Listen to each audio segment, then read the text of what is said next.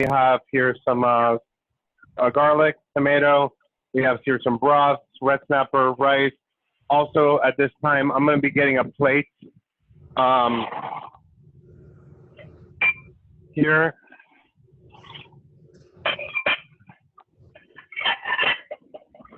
He puts it aside.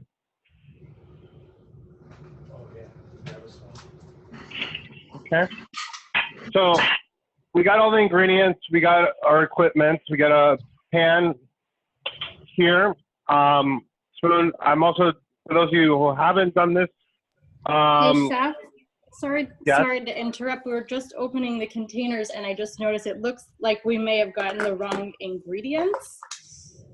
Like we got I'm looking at chicken and something else, and I'm not looking at any fish. Okay. Hold on one brief second. Okay. Sorry to interrupt you. I just. Okay.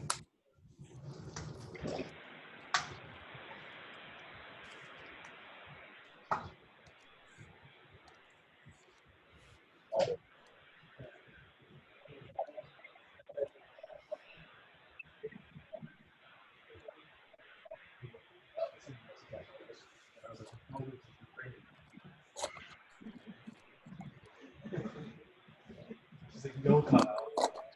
That never happened to Cameron in years. And then I just set her back when I was doing it.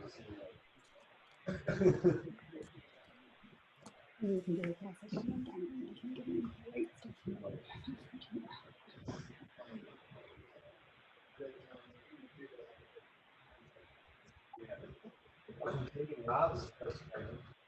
Yeah.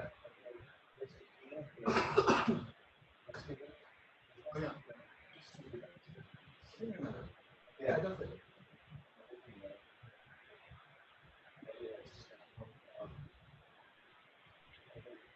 No, you're trying.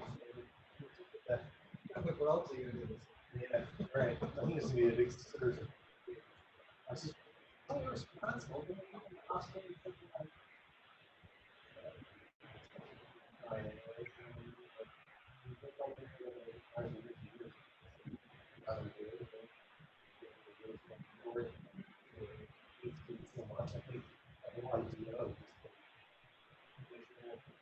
Lifestyle. Raw. Like, a lot of it is just kind of her life. And so I think there's a lot of that there.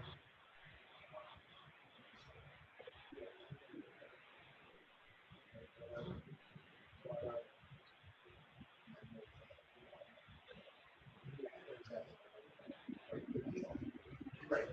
Together.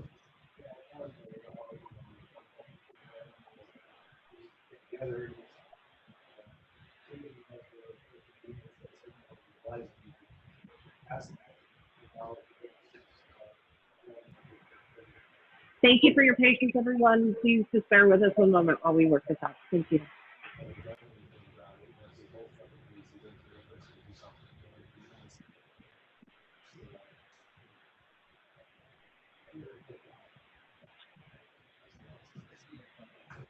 Right. I can do that by myself.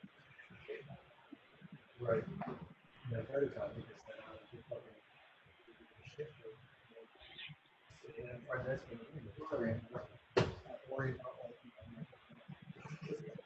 Right.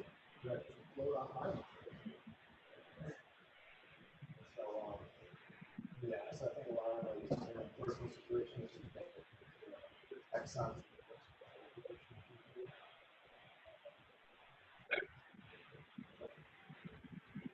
Hey, Whitney, thanks for joining us.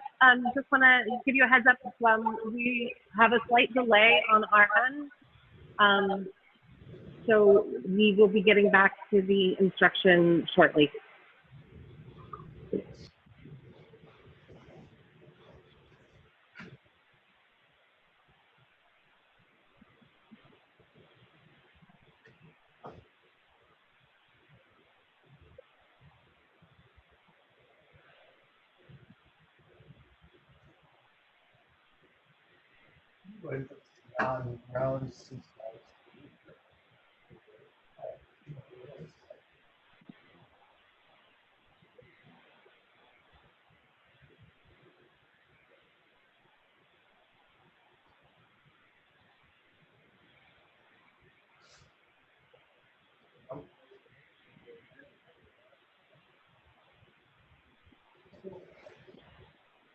heard someone say that.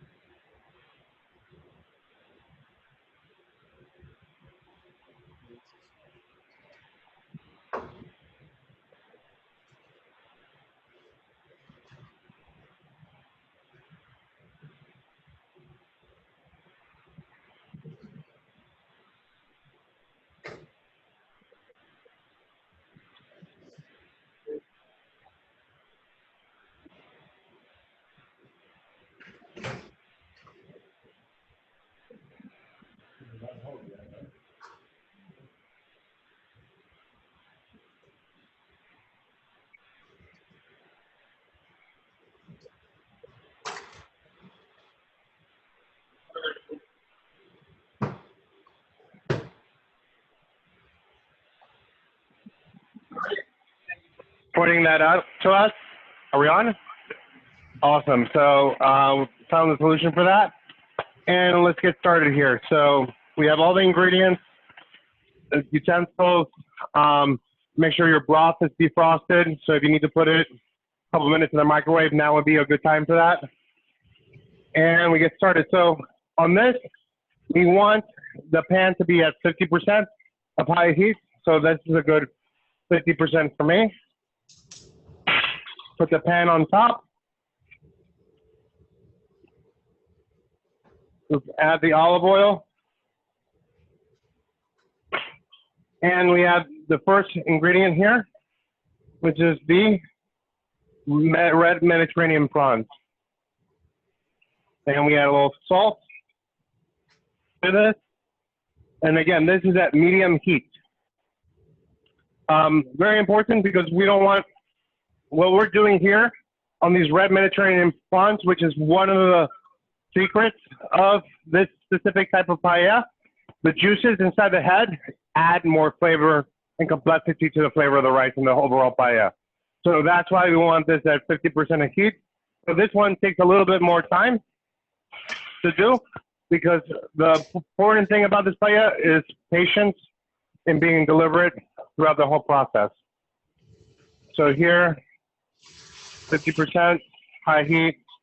These, by the way, I love personally just to eat on my own. We have it here at the restaurant. They're actually quite expensive because they're red Mediterranean prawns. Definitely worth it. Yeah, hard to find. It's from the Mediterranean. So I flip them over. My goal here is to extract slowly some of the juices that come from the head and to turn the olive oil color slightly brown. Once I start seeing that olive oil color slightly brown, I know the juices from the head. I like people with pat.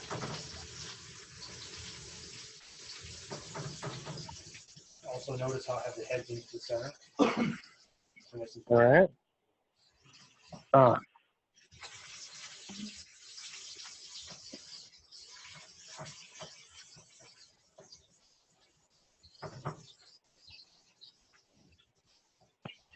Add some more wood here. Myself.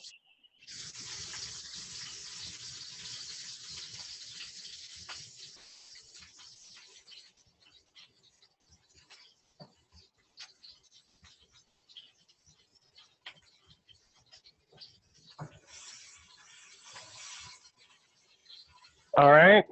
So I'm looking here. and even squeezing the heads a little bit. Yeah.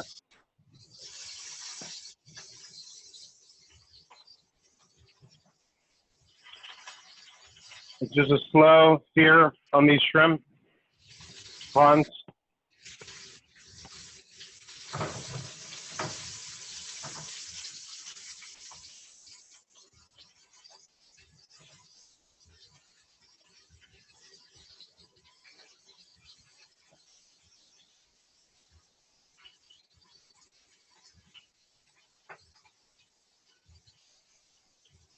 All right, so I'm going to remove these prawns because if they were to cook throughout the whole process, it would all be mushy. We don't want mushy prawns, okay?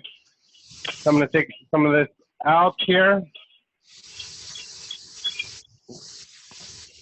And we go to the next step, which is the monkfish. Now, monkfish is what they call poor man's lobster. So we're going to add that. So this is going to be kind of like what constitutes your meat. We're going to add the monkfish and at the same time add this baby cuttlefish. We're still at 50% of high heat. First, you said those along with the monkfish first. Yeah, monkfish as well as the cuttlefish can go. All right.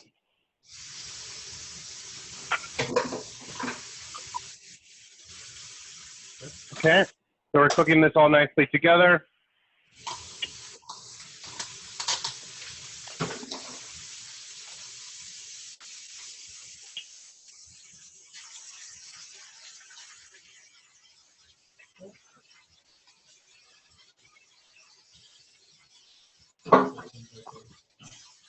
All right, here.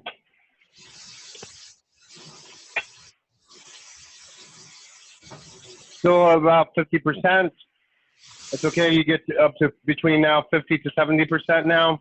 Make sure it starts cooking a little bit further for yourself.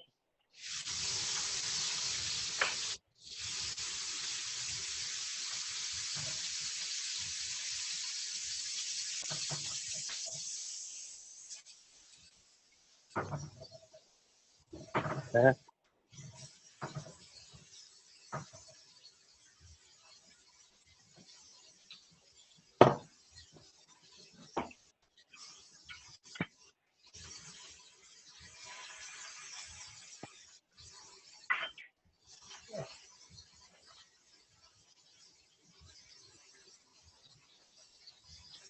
Maybe get the little strands for me. All right.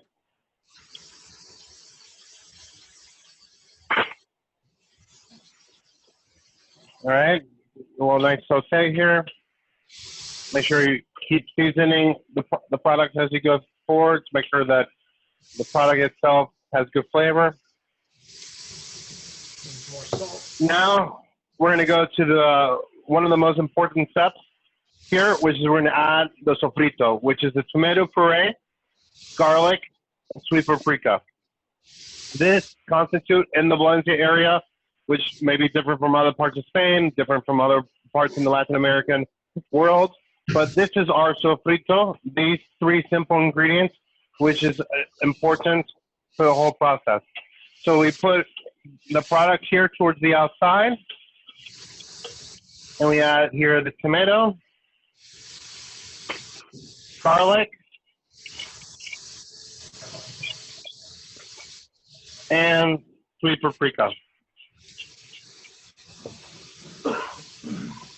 And with the olive oil, that sweet paprika is going to jump out in flavor with tomato garlic, and we mix it in with the other ingredients. Make sure this is cooked.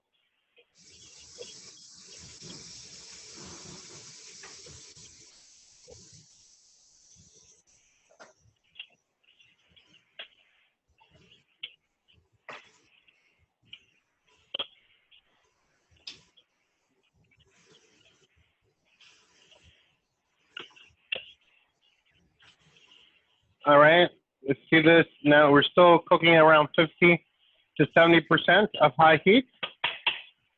And now that we have the sofrito inside here,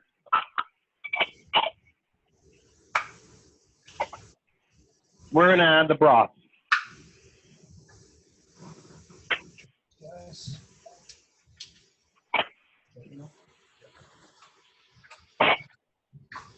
Okay. And as soon as we have the broth, we're going to add the saffron.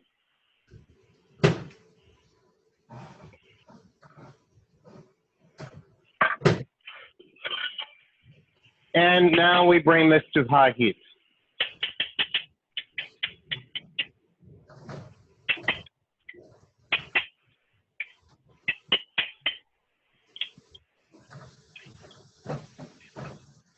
I'm actually going to get a little bit more broth for me based on the quantity that I have here.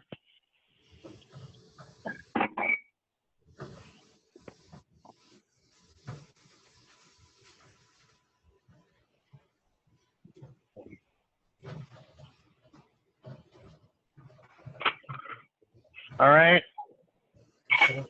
Like, I wish the piece were more. All right, so we mix it all in well together. See how the salt Has the saffron, the seafood stock. Now, this seafood stock is one of the important elements of these type of paella. When we talk about elements of what makes a good paella, we talk about the sofrito, the saffron to create the flavor from those spices. But the fish stock is probably one of the most fundamental aspects of it. Here we use any sort of rockfish, dorade, rockfish, those type of white fishes. We use the bones, the head, and the spine to make a good stock from it, with a little bit of vegetables like carrots, green peas, and then we add a little tomato to it, little gnocchi pepper. So all those, with a good cooking process for about an hour to an hour and a half, gives you this really rich flavor and actually creates a little bit of a gelatin from the fish, which helps in terms of the caramelization on the bottom of the paella pan, which is the sacarat, which is on this type of paella a desired quality. Okay, so we have here all mixed in nicely together. Now we're bringing this to the highest heat possible.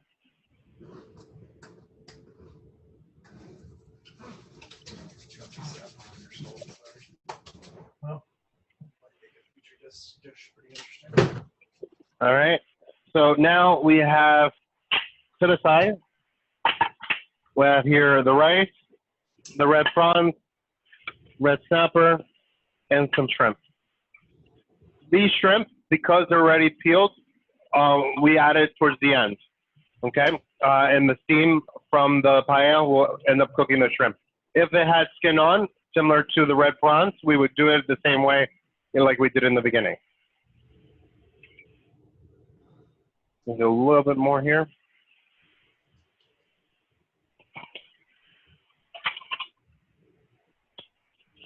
I'd rather have All right.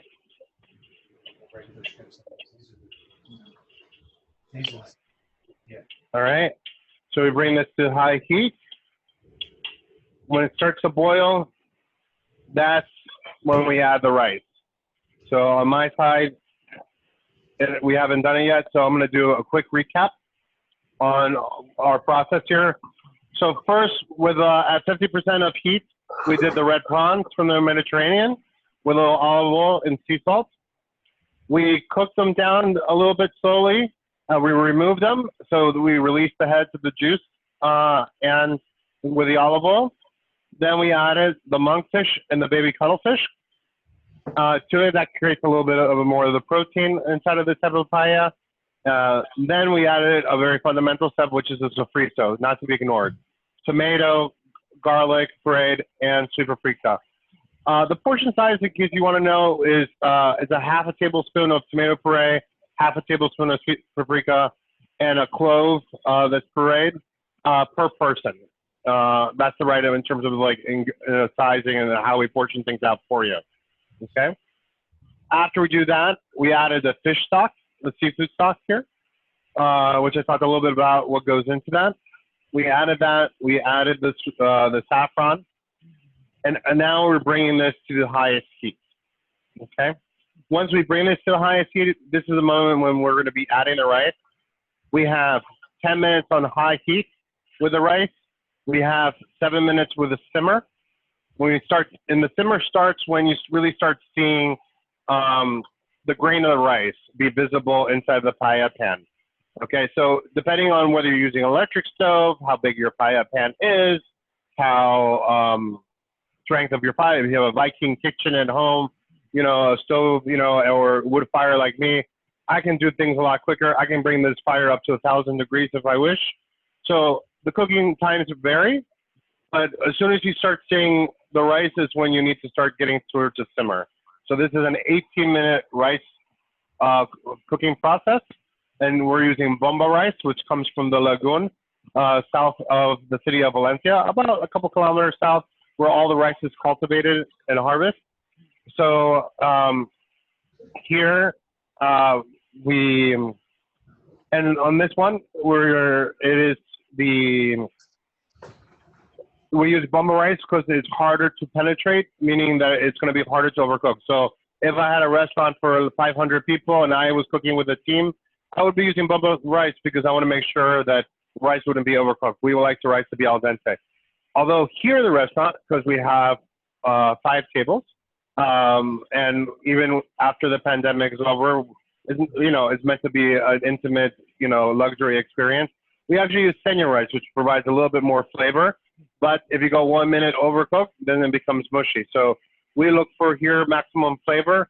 It also has to do with the timing and the skill level. So when I like to teach with bomba rice because there is a little bit more forgiving. So here, as you can see, we're starting to get to a nice boil. Make sure all the ingredients are nicely mixed up together.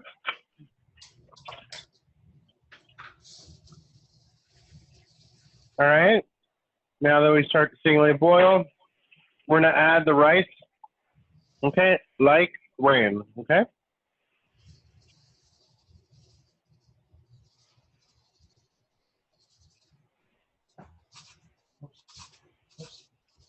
Okay. So we added the rice. Now, when we add the rice, we don't necessarily stir. But what happens? What do we see here? We see rice jumped on top of the cuttlefish, jumped on top of the monkfish. We can't have that. It's not going to get cooked that way. We're not closing this paella pan. We're covering it up. So we're flipping it over. See bad rice go back down to the bottom of the pan. We're trying to have like a layer of sand, on the bottom of the ocean. That's how the rice should be. We make sure it's, spread out the rice on the bottom. Make sure that these monkfish and the cuttlefish does not have rice on top of it. So we just flip it over, say bad rice, go back down to the bottom.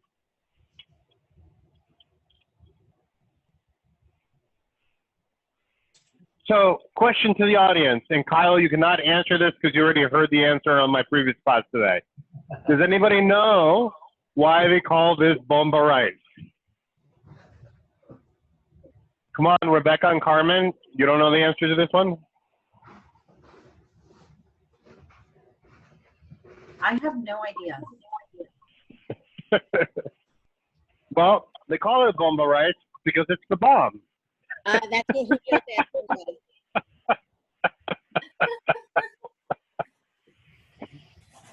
Well, besides being the bomb, it's also shaped like a bomb. It's just a little, it's a little round grain. Okay.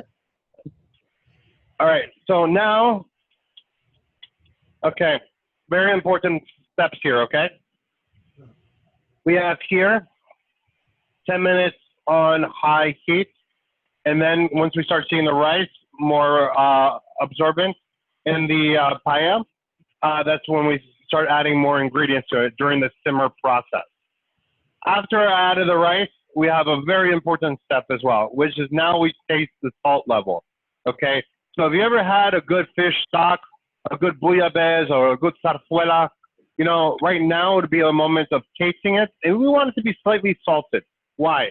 Because the rice is going to absorb that salt and create a perfectly grained seasoned rice. So for me, I'm going to go ahead. You can dip your little spoon into it. I'm going to go ahead and taste it. I think it tastes wonderful because I seasoned it a little bit. But you know what? Since people say I'm a little salty, I'm going to add a little more salt into the paella.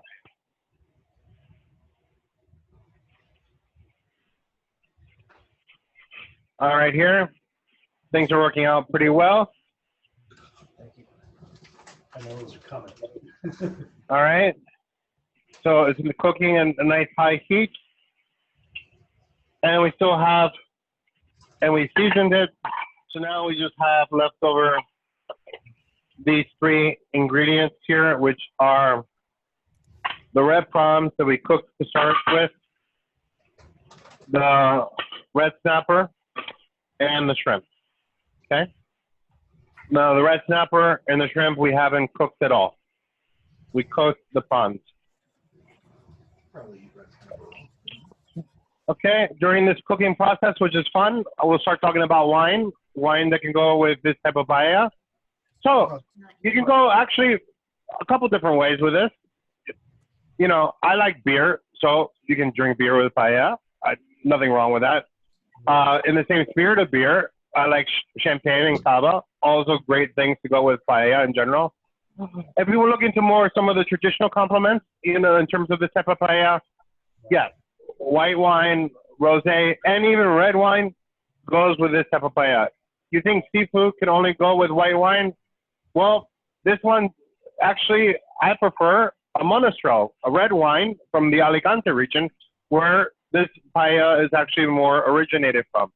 This red wine, Monastrell, it's bold, it's a full body, but has an elegant finesse structure, perfect for this type of paella because of the flavors here. We have a complexity with the fish stock, with the saffron and the tomato.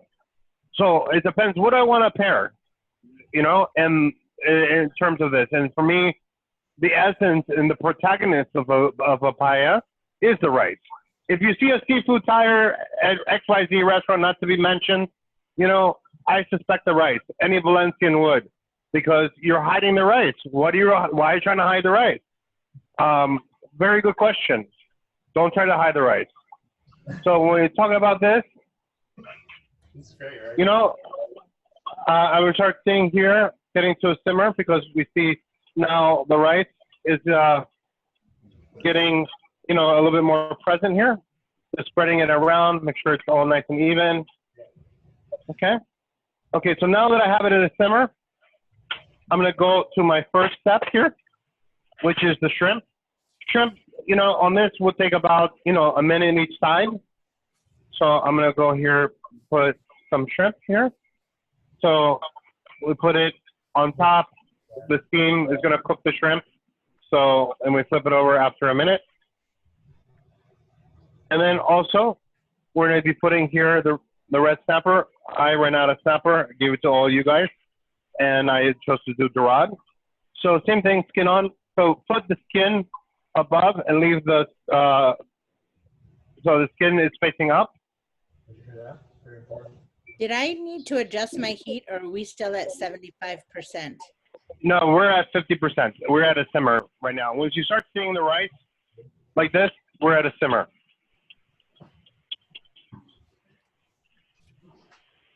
Yeah, so you can kind of see it on the outside. It is. Ours- Okay, so we added the fish and the shrimp. And I have here a good simmer, but I'm gonna release a little bit of the heat here.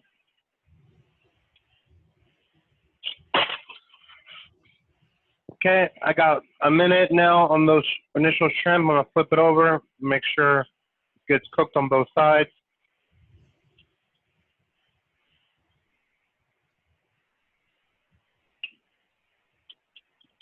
So starting seeing this. Right now, I'm around minute 14.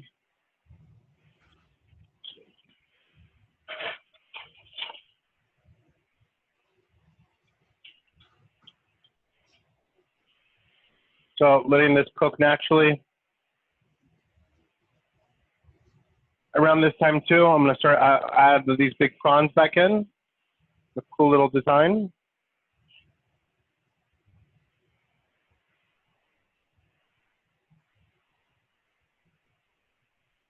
All right.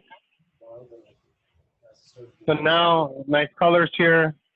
We have all the ingredients inside of the paella.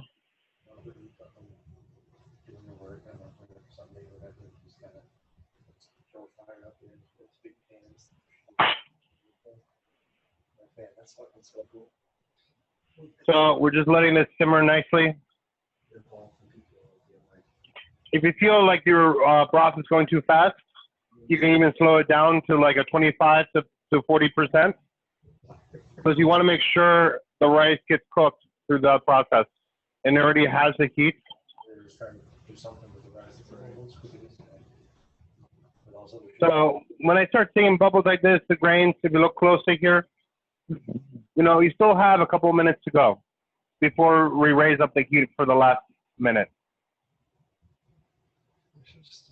It's going slowly. yeah, All the flavor is now penetrating the grains of rice.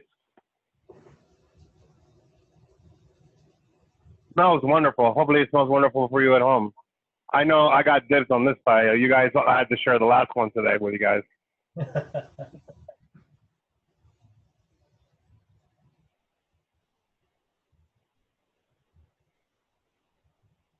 Uh-huh.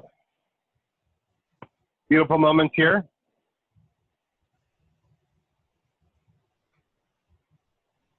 And you see the fish is being cooked thoroughly just by the steam of the paella.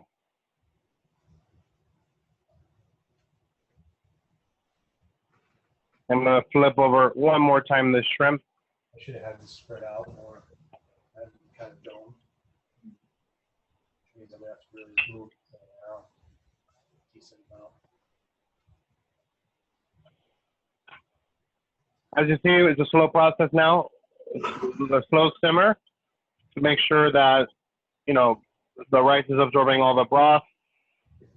And as it's absorbing all the broth, we're going to create a very interesting moment here, which, don't do this with your gas stoves or electric at home. Only if we're using wood fire, you'll be able to do this, because for use at home, it's just a simple 1 minute at high heat. Towards the end, once you start seeing all the broth being evaporated. So I'm going to put here, in order to create an instant flame that later goes away, I'm going to put back some of my wood here.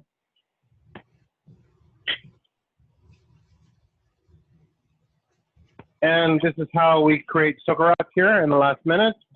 We're going to add some paper here. Again, don't do this at home with your gas or electric stove, but with wood fire is permissible. And now this is my 1 minute at high heat.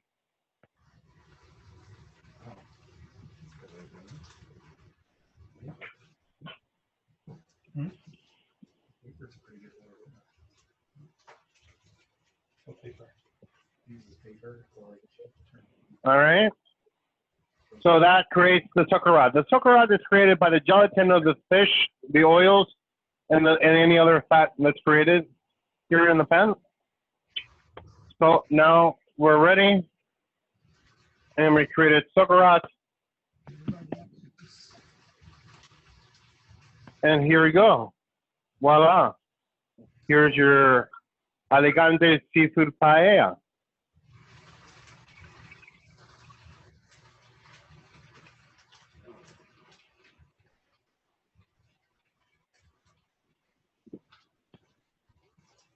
All right. I'm really curious to see how you guys are doing at home. It looks like Rebecca got this thing under control here.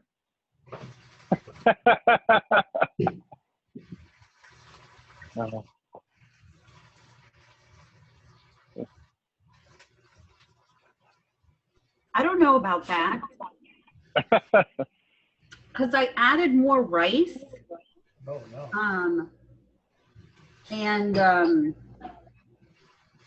no. I added a little bit more like liquid because I added more rice. And so I guess I feel like the rice isn't cooked yet. Okay. So if that's the case, make sure you do a slow simmer, to make sure that it's with more time and less heat, if it can open up the grain of rice without overcooking and losing flavor. And I try to copy my sister-in-law, so I'm in the same boat. I also turned mine down just a little bit because I was starting to smell a little bit of that toastiness, which I think is good, but I got afraid. So I don't know if I'm a little behind it. as a result. No worries. So let me tell you about Soccerat. Soccerat is one of the 5 judging elements of paella competition. It started out as hey, that area of the paella, got a little caramelization, has a little bit more intensity of flavor. And then, some chefs around the world start, working in terms of like trying to create a perfect Soccerat 100%. When I start teaching classes, I emphasize that don't be Soccerat obsessed. I am teaching you the right way to do the paella to get through the Soccerat, but it's on really understanding where it comes from. So when you use, for example, chicken and vegetables, well, your fat and your caramelization is coming from the oil and the chicken. If all of a sudden you add duck, and add flour to that same paella, you're going to have too much, and you might burn the bottom of the paella. Here, the seafood one is coming from 2 areas: the gelatin of the fish and the oils. In terms of when you're cooking for it. So, and this one, you're actually more capable of creating a very good Soccerat because you can control those 2 areas versus areas that when you have duck.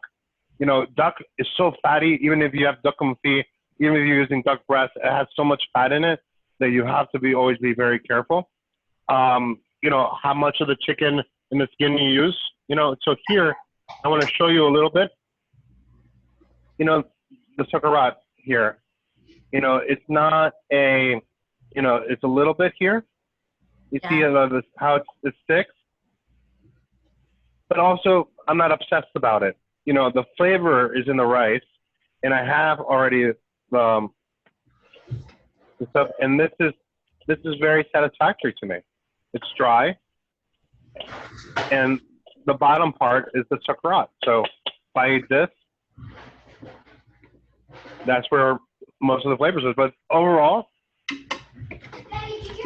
I'm looking at the tasting of the rice here, in which I'm very happy with. It looks great.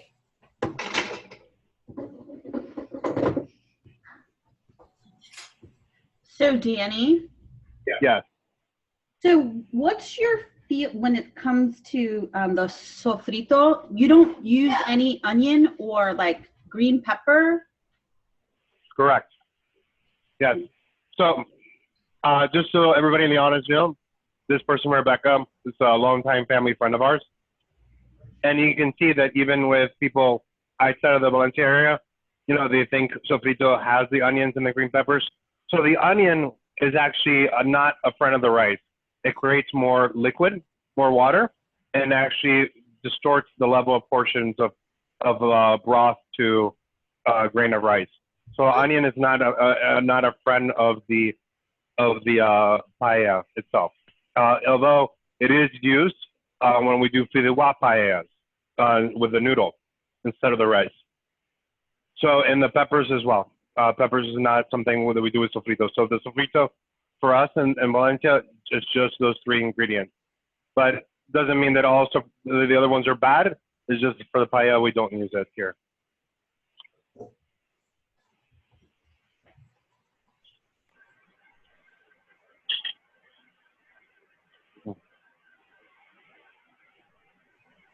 How's everyone coming along? Are you nearing done or still simmering away? I'm still simmering a little, but like I said, I got scared. So. Okay. Better to slow it down than to let it burn. Okay, my taste tester just said my rice is crunchy. Crunchy. You do want it al dente, but good. I think it was more cracker-like. Well, more cracker-like. Any recommendations? For crunchy rice. I'm gonna stop. I mean, don't continue cooking. That's where you're finished.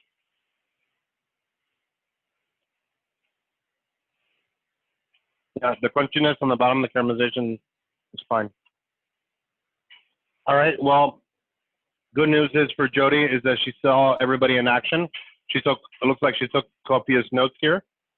And we're gonna bring her over the ingredients, and we're also gonna send over the video for this to you.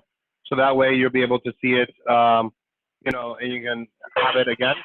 If you have any Perfect, thank you. questions, please call me during service tonight. I'm happy to answer throughout the process if the video doesn't leave a question Thank for you you. out. Awesome. Thank you so You're much. very welcome. Thank you. All right, we're logging off. And Thank thank you. you so much for joining us tonight. Thank you. All right. Thank you so Thank you, much. everyone, for joining us. I hope you have a wonderful lunch and happy holidays. It smells wonderful. I'm excited. Enjoy and say hi to Bob for me. I will. Thanks, everyone. Bye. Bye. Bye, thanks. Thank you.